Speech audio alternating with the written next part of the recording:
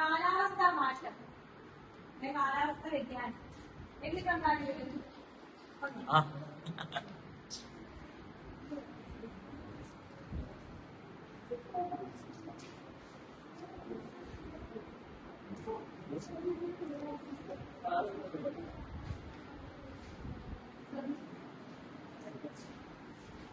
രണ്ട്,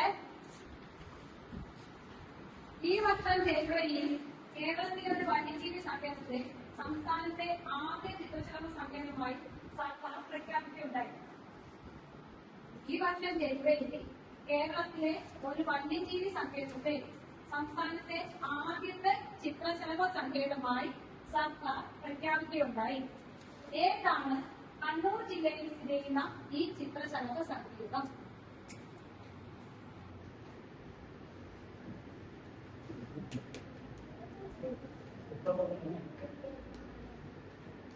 Thank you.